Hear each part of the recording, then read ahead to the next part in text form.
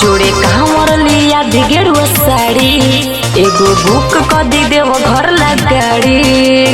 ए जे सुनाता नो जोड़े कांवर लिया दिगेरुआ साड़ी एगो बुक कर दी देव घर गाड़ी। असमानम नहीं साथे हम जाइब हो भोले बाबा के शरण में, भोले बाबा के शरण में हम हाजिरी लगाइब हो।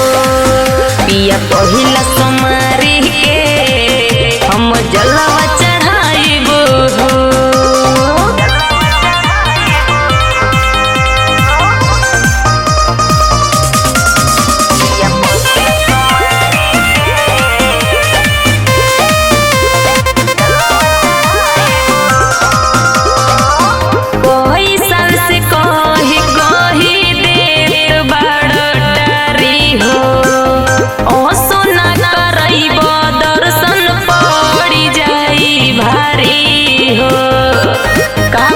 सोच लो कोई साल से कही देत बड़टारी हो सुना करइब दर्शन पड़ी जाई भारी हो।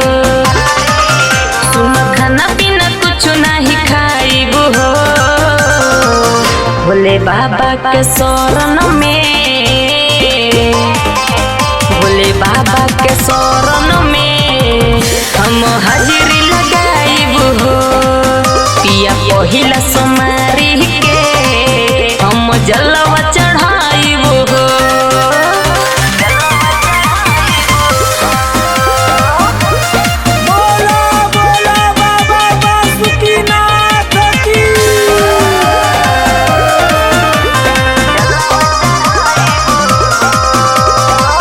दिहलवा में श्रद्धा बाटे देखती देव घर हो। धीरज सुनील साथे बोलती हर हर हो और श्रद्धा लगल पूरा दे।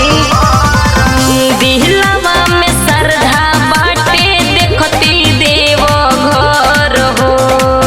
धीरज सुनील साथे बोलती हर हर हो।